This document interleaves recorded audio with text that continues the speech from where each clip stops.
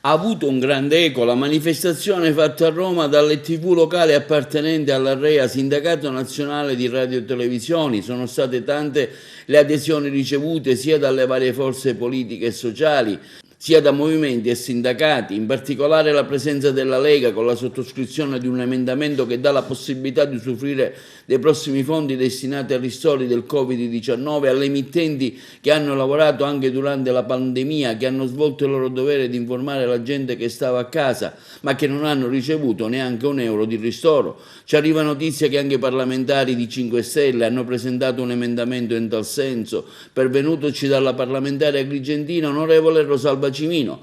I punti in discussione sono tanti e importanti, in primis l'occupazione, la libertà di stampa, la possibilità di continuare a far trasmettere le emittenti esistenti come lo fanno da oltre 40 anni, una giusta distribuzione delle risorse, non come previsto dal DPR 146/17 che le destina solo alle prime 100, diverse le prese di posizione forti avvenute a Roma durante la manifestazione Mani Pulite per l'informazione.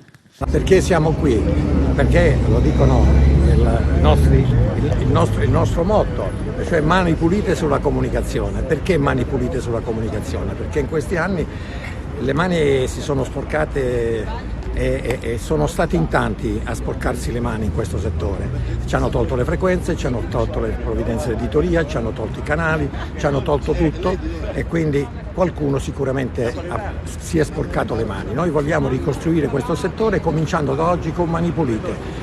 Mettiamo fuori i lobbisti da questo settore, cerchiamo di accreditare e di restituire il giusto, le frequenze giuste che gli spettano per lavorare agli editori puri, non a chi fa televendite e ai grossi network, perché i grossi network, anche se sono interregionali, li considerano locali, ma non sono locali. Locali siamo noi, sono quelli del territorio, sono quelli dei comuni e delle province, perché noi abbiamo praticamente un collegamento diretto con il territorio e lo rappresentiamo in tutte le istanze presso le istituzioni.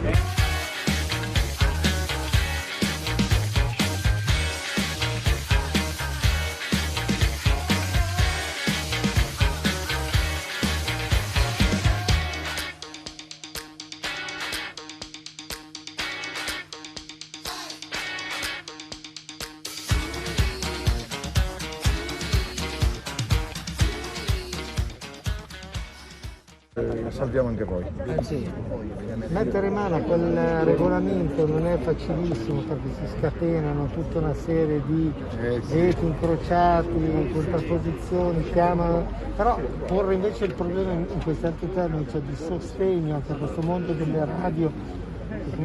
Civiltà vi stiamo sostenendo, però lo stiamo facendo con uno stile diverso, ci consentirete con grande rispetto per ciascuno e per tutti, diverso rispetto a quello che abbiamo assistito fino adesso. Cioè è inutile di essere super aggressivi.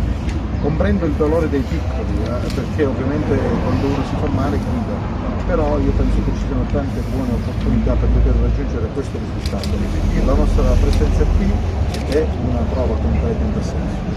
Noi ci rivolgiamo al Capo dello Stato. Mattarella non può andare via lasciando la presidenza, lasciando in sospesa questo groppone a noi, sulle nostre spalle. Il DPR, dove le stesse risorse, se noi non chiediamo nulla di più allo Stato di quello che già ci dà, chiediamo una ripartizione giusta, legittima, precisa, che nessuno possa essere escluso, ma l'hanno detto loro che nessuno doveva rimanere indietro, però guarda caso a rimanere indietro, ad ammazzare sono stati loro che ci hanno messo per gli ultimi. E allora quei soldi devono essere distribuiti e quel DPR l'ha firmato il Capo dello Stato, quindi è lui che prima di andare nel semestre bianco, per favore Mattarella, invita il Parlamento a rivedere il DPR, perché quella è una schifezza nazionale. Che questo progetto di togliere quello che era diritto di tutti, perché di fatto lasciare questa libertà di informazione che le emittenti locali hanno portato per decine di anni, oggi viene a essere una vicinanza della concretizzazione di questo meccanismo.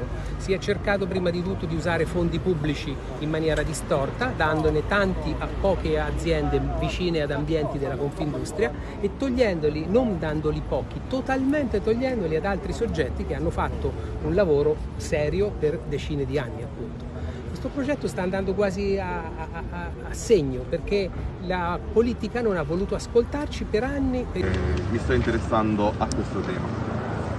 sicuramente c'è una sperequazione nella distribuzione dei fondi e in qualche modo, a mio avviso personale, parlo a nome mio, va un attimino rivista, perché in questo contesto i piccoli siete voi ed è giusto che vengano tutelati. Per il resto mi riservo di parlarne con i miei colleghi della Commissione Trasporti e con i nostri membri al governo. Questo è un emendamento che noi abbiamo formulato e abbiamo mandato a tutti i partiti in modo trasversale. Ho visto già questo emendamento che il collega lo ha presentato, è stato presentato anche qualche interrogazione, sì. Anch'io personalmente ho presentato qualche interrogazione, mi pare qualche mese fa, perché non c'erano stati dei sostegni. L'abbiamo letto.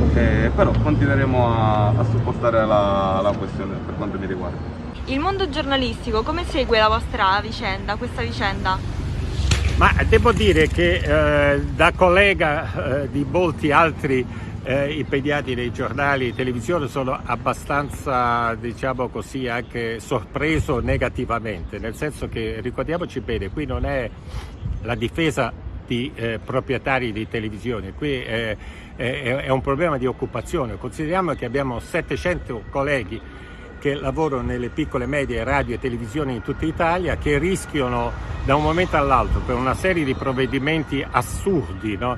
Che stanno penalizzando, perché poi l'obiettivo finale è questo, di ridurre le cosiddette radio e televisioni locali, che sono circa 1000 in Italia, a poco più di 100. Poi di questi 100 ci sono una decina di emittenti privilegiate che si pappano il 90% di tutti i contributi. Gli altri, formalmente, per non dire che tutto viene fatto per 10, si dice che vengono fatti per 100. Tant'è vero che le prime hanno preso qualche milione, le ultime di queste 100 hanno preso qualche migliaia di euro, no?